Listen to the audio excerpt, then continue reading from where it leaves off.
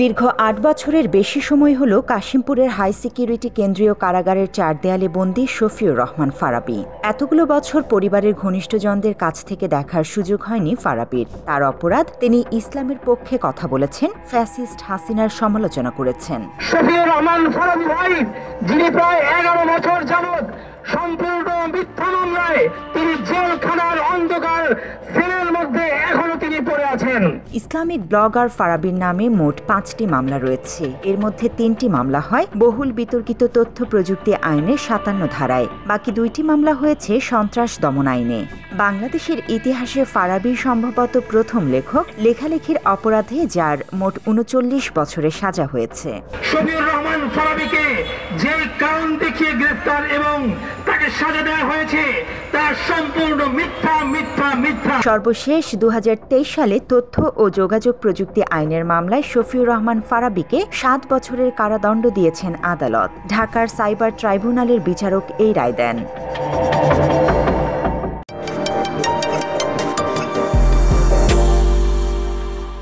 সামাজিক যোগাযোগ মাধ্যমে উস্কানিমূলক ধর্মীয় কটূক্তির অভিযোগে করা মামলায় ৭ বছরের কারাদণ্ড দেয়া হয় শফিউর রহমান ফারাবীকে। একই সঙ্গে ২০,০০০ টাকা জরিমানাও করা হয় তাকে। এর আগে নাস্তিক ব্লগার অভিজিৎ রায় হত্যা মামলায় ২০২১ সালে শফিউর রহমান ফারাবীকে যাবজ্জীবন কারাদণ্ড দেন ঢাকার আরেকটি আদালত। চট্টগ্রাম বিশ্ববিদ্যালয়ের পদার্থবিজ্ঞানের সাবেক এই শিক্ষার্থীর নামে সে সময়ে আরও অভিযোগ তোলা হয় তিনি হিজবুত তাহরির কর্মকাণ্ডের সঙ্গে জড়িত। অভিজিৎ রায় হত্যা মামলার সন্দেহজনক আসামি হিসেবে ২০১৫ সালে রাজধানীর যাত্রাবাড়ি এলাকা থেকে গ্রেফতার করা হয় ফারাবীকে। দীর্ঘ কয়েক বছর সাজানো মামলায় কারাভোগের সময় ২০২১ সালে বিজ্ঞ বিচারক বরাবর একটি আবেদনে জবানবন্দি দেন শফিউর রহমান ফারাবী। সেখানে তিনি উল্লেখ করেন, লেখালেখির কারণে বামপন্থী গণমাধ্যমের আক্রোশের শিকার হয়েছেন তিনি। আবেদনে তিনি আরও বলেন, অভিজিৎ হত্যা মামলায় তাকে পরিকল্পিতভাবে ফাঁসানো হয়েছে। আবেদনে ফারাবী উল্লেখ করেন, অভিজিৎ যেদিন টিএসসিতে আক্রমণের শিকার হন সেদিন তিনি সিলেটে অবস্থান করছিলেন। অথচ অভিজিৎ হত্যার পর সেদিন তাকে সিলেট থেকে চোখ বাঁধা অবস্থায় গ্রেফতার করে র্যাব।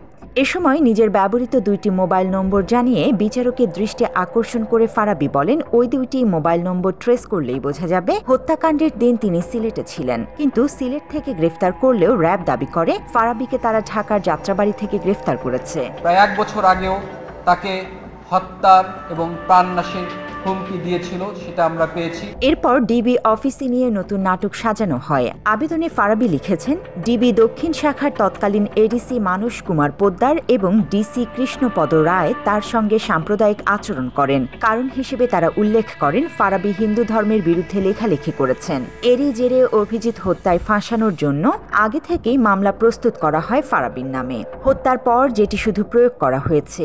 এ সময় রিমান্ডে নিয়ে অমানবিক নির্যাতন করা হয় ফারাবী, এমনটাও আবেদনে উল্লেখ করেন তিনি।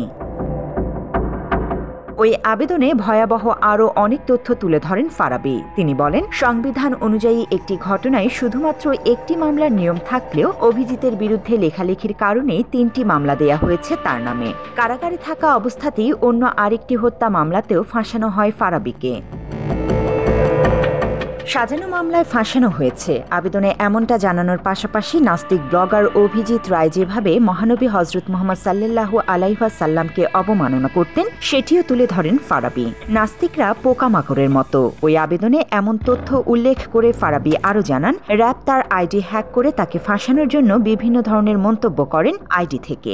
নিজেকে নির্দোষ দাবি করে কোনো নিষিদ্ধ সংগঠনের সঙ্গে কখনোই জড়িত ছিলেন না, এমনটাও জানান ফারাবী। একজন মুসলিম হিসেবে শুধুই নাস্তিক অভিজিতের বিরুদ্ধে লিখেছেন, বলেন ফারাবী।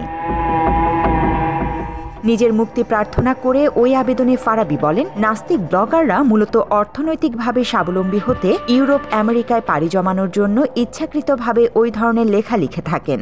আর তাঁদের সহযোগিতা করতেন শেখ হাসিনার সরকার। কারণ শেখ হাসিনা বাংলাদেশকে নাস্তিক রিপাবলিক স্টেটে পরিণত করতে চেয়েছিলেন, যার ফলে নাস্তিকদের বিরুদ্ধে লেখালেখির কারণে আওয়ামী লীগ সরকারের রোষানলে পড়েন শফিউর রহমান ফারাবী। নিজের মুক্তি দাবি করলেও হাসিনার পতনের পরও এখনও সাজানো মামলায় কারাগারে রয়েছেন ইসলামিক লেখক ফারাবী। ইসলামের পক্ষে কথা বলার কারণে সইছেন অমানবিক নির্যাতন। নতুন বাংলাদেশে ফারাবীর মুক্তির দাবি করেছেন তার পরিবার ও সচেতন মহল।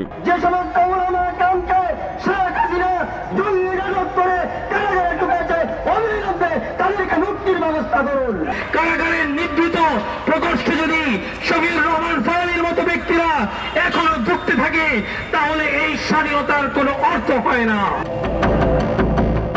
ফারাবীর বিরুদ্ধে যেসব অভিযোগ আনা হয়েছে সেসবকে ভিত্তিহীন দাবি করে নিরপরাধ এই লেখকের দ্রুত মুক্তির আহ্বান করেছেন বিভিন্ন সময়ে নিযুক্ত থাকা ফারাবীর আইনজীবীরা।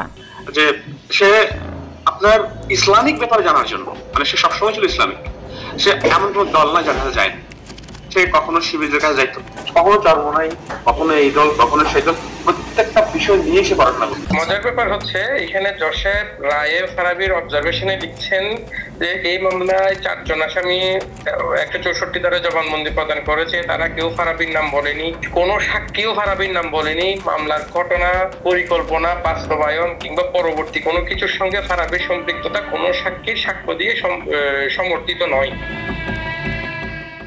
জান্নাতুল ফেরদৌস তমা, বাংলা এডিশন।